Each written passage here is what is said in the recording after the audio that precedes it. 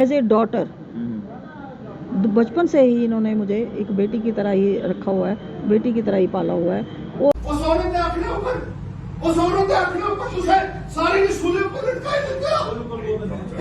एक कोई तरीका है बड़ा। एक औरत को आपने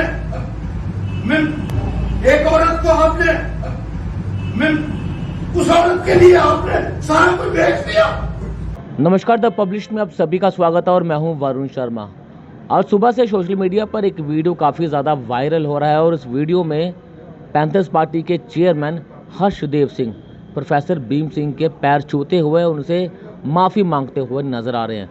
काफ़ी गुस्से में दिखते हैं हर्षदेव सिंह, जो कि हमेशा से ही गुस्से में रहते हैं और कभी कभार जवान से कुछ कड़वे शब्द बोल देते हैं जो जनता को बिल्कुल भी पसंद नहीं आते।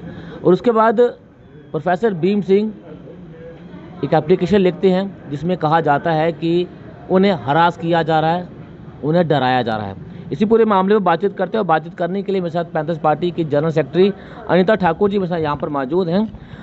अनीता जी, ये वीडियो क्या है जिसमें माफ़ी मांगते हुए नज़र आ रहे हैं, लेकिन उसके बाद एक एप्लीकेशन जो है वो पुलिस को दी जाती है कि उन्हें हरास किया जा रहा है? क्या पूरा मामला क्या है सारा? नहीं, एप्लीकेशन का मैटर अलग है और पाँव पकड़ने वाला अलग है। दोनों मैटर दोनों अलग अलग है। जो एप्लीकेशन उन्होंने दी है, मुझे भी सुबह मीडिया में, जैसे मैं पहले भी बोल चुकी हूँ कि मुझे भी सच में है, आपको इसको झूठ समझे जैसे मर्जी समझे, लेकिन मैं जो बोल रही हूँ सच ही बोल रही हूँ। तो वो जो एप्लीकेशन थी, इनको एक टेलीफोन पे कॉल आती है। किसकी कॉल थे हमें तो पता नहीं। ये कर रहे थे अपने बेडरूम में थे, कर रहे थे, हम लोग अपना काम कर रहे थे घर पे। तो बाद में जब इनको खाने के लिए हमने अपने टेबल पे बुलाया 9 बजे के 9:30 सवा 9 के करीब, तो इन्होंने परेशानी में थे, कहते थे सिक्योरिटी को फ़ोन करना है। मैंने कहा हुआ क्या है, कि किसका फ़ोन आ गया था आपको? तो कहते नहीं ऐसे ऐसे हर्षी का फ़ोन है। तो उन्होंने काफ़ी हमें कुछ बोला है।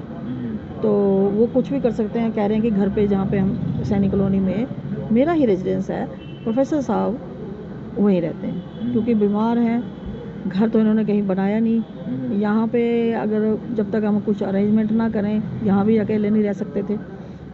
कोई अरेंजमेंट बंदोबस्त हो जाए घर की तरह। हम इसको आज काफ़ी टाइम से हम लोग इसको, इनका रेजिडेंस, ये हैवी रेजिडेंस ही है इनका, उसको रेजिडेंस की तरह हम सेटअप कर भी रहे हैं। सारा काफ़ी किया है और धीरे धीरे सारा सब कुछ पूरी सहूलियत इनके मुताबिक हो जाएगी। कोई किसी बंदे को रखेंगे, कोई जो उनको खाना वगैरह बना के ले, तो चलो अलग बात है, वो अब की बात है। लेकिन काफ़ी टाइम से, जब से 3 साल से कोरोना चल रहा है, पहले तो ये दिल्ली में रहते थे। दिल्ली के बाद जब ये कोरोना चला तो 3 साल से कंटिन्यू कोर्ट बंद था, दिल्ली बंद थी। तो कोरोना की वजह से तो ये कंटिन्यू, सेहत भी ठीक नहीं थी, तो फिर एक ही जगह पे ये हमारे पास थे। ऐसे तो इनका आना जाना लगा था दिल्ली में ज़्यादा वक्त। जब आए तो हफ्ते 10 दिन का टूर बनाया, चले गए। टूर किया तो फिर दिल्ली चले जाते थे, आपको बाइट के दिया, प्रेस कॉन्फ्रेंस की, चले जाते थे। अशोका होटल में होती थी, आपको पता है। तो वो करके तो ये चले जाते थे। आए कि प्रेस कॉन्फ्रेंस, घूमे, चले गए, टूर किया तो चले गए, पूरे जम्मू कश्मीर का टूर किया, चले गए, अपना प्रोग्राम सेट किया। उसके बाद अब ये कोरोना की वजह से ये सारा प्रोसेस बंद हो गया।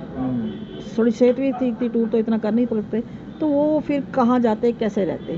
तो ये तब से वहाँ पे रह रहे थे हमारे पास कंटिन्यू 3 साल से। 3 साल से कंटिन्यू वहाँ पे हैं, बीमार हैं। मैं इनकी देखभाल करती हूँ एज ए डॉटर। बचपन से ही इन्होंने मुझे एक बेटी की तरह ही रखा हुआ है, बेटी की तरह ही पाला हुआ है।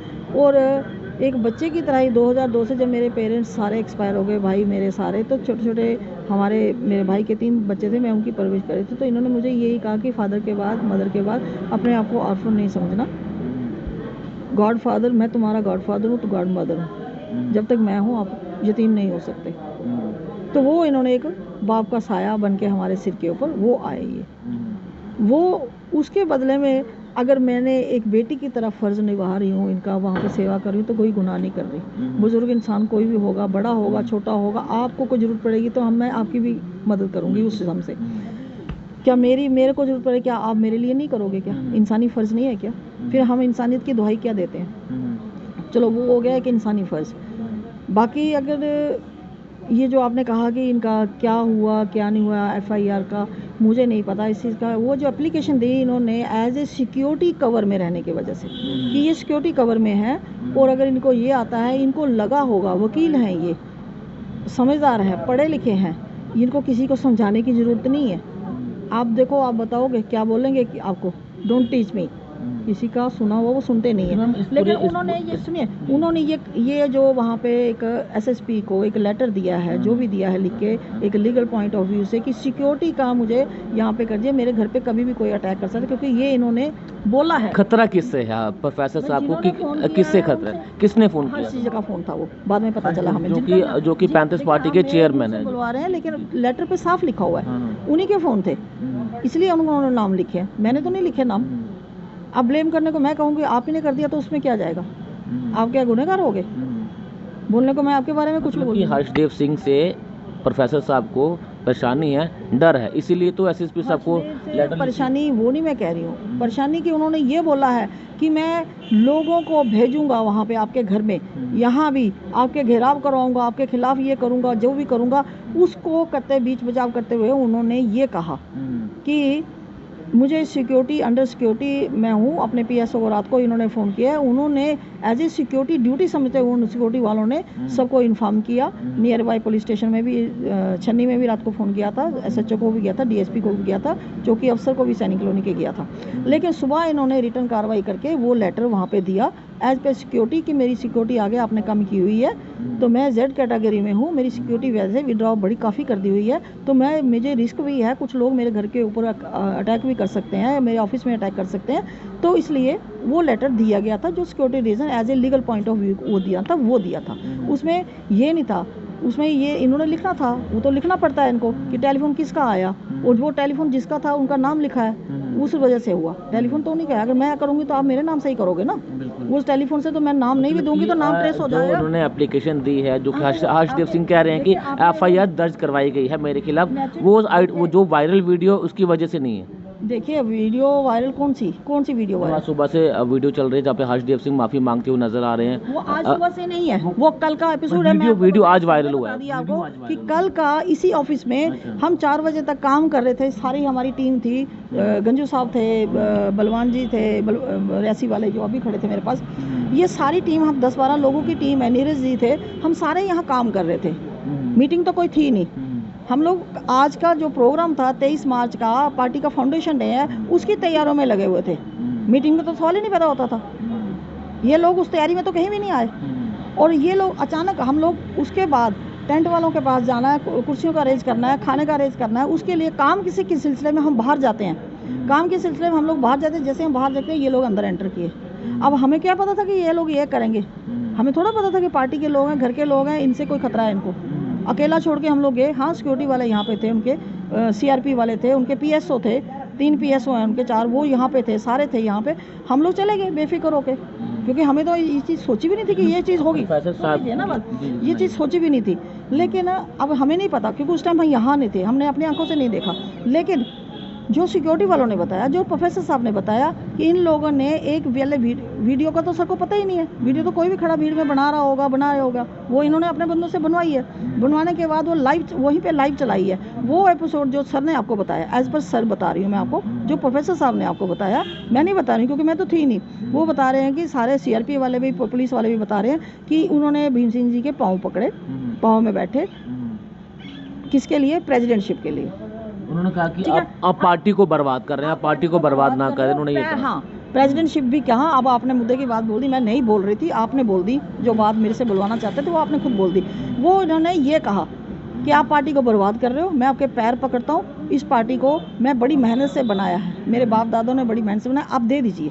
जो भी उसमें बोला है मेरे को नहीं पता, मैं नहीं उस बात पे कहती कि मैं जो बोल रही हूँ ठीक है, मतलब वो जो दिखाया गया वो सीन है।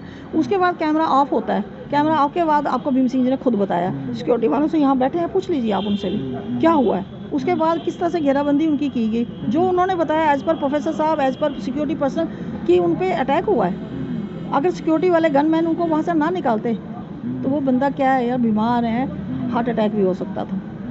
जिस तरह से वो कहते, मैं उठने लगा तो मेरे को पकड़, आपको बताया उन्होंने, मुझे नहीं पता, ये भी मैंने अभी सुना है कि उन्होंने बोला कि मुझे पकड़ के 3-4 लोगों ने ज़बरदस्ती घोट के नीचे बिठाया। तो दैट मीन्स कि उनका अटैक भी हो सकता था, क्या हो सकता था, कुछ भी हो सकता है। तो ऐसे में क्या हुआ, बात तो हुई कि हमला ही हो गया ना उन पे। इस सारे सुनने के बाद जो मैम, सुन हमारे रहे हैं, देश में बुजुर्गों की इज्जत की जाती है, चाहे वो घर का बुजुर्ग हो चाहे वो बाहर का बुजुर्ग हो, वो पार्टी के भी बुजुर्ग हैं, लेकिन बुजुर्गों से इस तरह की लैंग्वेज में या फिर ऊंची आवाज़ में बातचीत करना आप कितना सही से मानते हैं कि बहुत बुजुर्ग हैं, एक सीनियर नेता भी रहे हैं, एडवोकेट भी हैं और एक इज्जतदार व्यक्ति भी हैं, ऐसे बुजुर्ग के साथ इस तरह की अभद्र टिप्पणी में या फिर इतना ज़ोर से आवाज़ करना आप किस तरह से देखती हैं आप इस? देखिए, आपने खुद ही कह दिया कि बुजुर्गों की इज्जत करनी चाहिए, आप भी करते होंगे, हम तो कहते हैं करनी चाहिए। जो नहीं करते तो उन्हीं की वजह से आज वृद्धाश्रम बने हुए हैं, उन्हीं लोगों की वजह से बने ना। हम तो वहाँ भी जाते हैं, उनको बोलते हैं कि इनके एड्रेस पता करो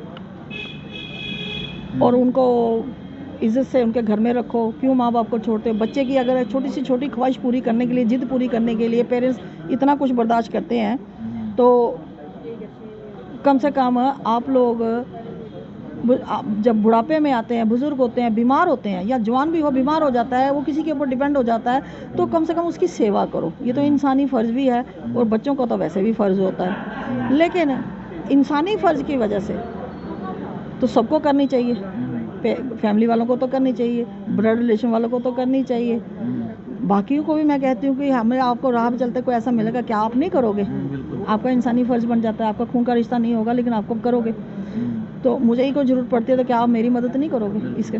तो ये सारी इंसानी फ़र्ज़ में आती हैं, पर जो नहीं करते हैं वो देख लो क्या फिर होता है उनका हश्र भी एंड में, उनके भी आगे यही कुछ होना है। पार्टी क्या एक्शन लेने वाली है, क्योंकि कोई बाइलाज होते हैं पार्टी के, मैम अब आप एक बड़ी पोस्ट पर हैं, जनरल सेक्रेटरी हैं आप, क्या अगर कोई इस तरह की हरकत करता है, प्रोफेसर साहब की ये पार्टी है, प्रोफेसर सुप्रीमो है इस पार्टी के, उन्हीं के साथ इस तरह की बातें की जा रही हैं, उन पर इल्ज़ाम लगाए जा रहे हैं, तो फिर पार्टी क्या किस तरह का एक्शन लेने वाली है आने वाले दिनों में?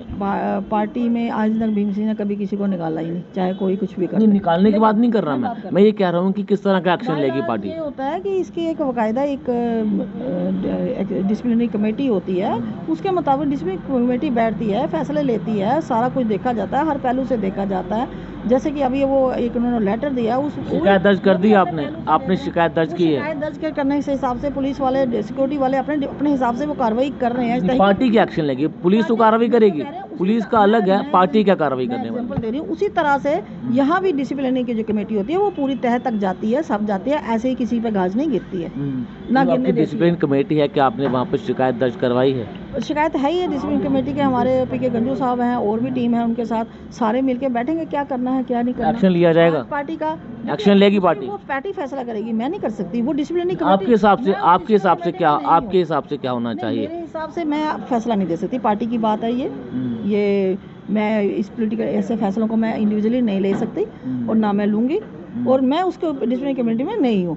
जो लोग हैं वो ऐसे आप मेरे सवाल नहीं समझ, ऐसे लोगों पर क्या कार्रवाई अगर इस तरह की, अगर आपकी ही पार्टी के किसी, सर मैम आप एक मेरे सवाल का जवाब दें, आपकी ही पार्टी है, आपकी पार्टी के सुप्रीमो के साथ अगर कोई बदतमीजी करता है तो क्या एक्शन होना चाहिए?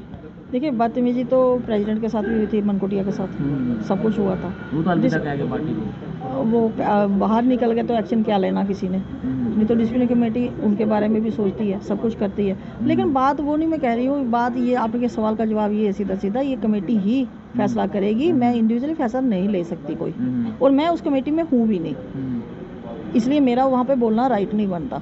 अगर गंजू साहब यहाँ होते तो वो आपको जवाब देते क्या लेना है क्या नहीं करना, वो भी अकेले नहीं ले सकते, पूरी कमेटी कितने दिनों के बाद रिपोर्ट आएगी, क्या फैसला होगा, कितने दिनों तक? अभी तो कमेटी, आज हमारा पार्टी का फाउंडेशन डे था, हम 1 महीने से उसकी तैयारी में लगे हुए थे, आज उसका वो खत्म हुआ है। अभी हमारे कमेटियाँ हैं जो डिज़ोल्व की हुई हैं, हमने सेक्रेटरी हमारा डिज़ोल्व है, सब कुछ डिज़ोल्व किया हुआ है, इस टाइम कोई भी किसी ओहदे पे नहीं है, सभी डिज़ोल्व है, सेक्रेटरी बनेगा, हर चीज़ बनेगी नई सिरे से, सब कुछ बनना है, हमारा कमेटियाँ बननी है, तो उसके बाद ही तो फैसला होगा ना, फिर देखेंगे क्या होता है, आपके सामने आ ही जाएगा, जो फैसला होगा वो आपके सामने आ जाएगा।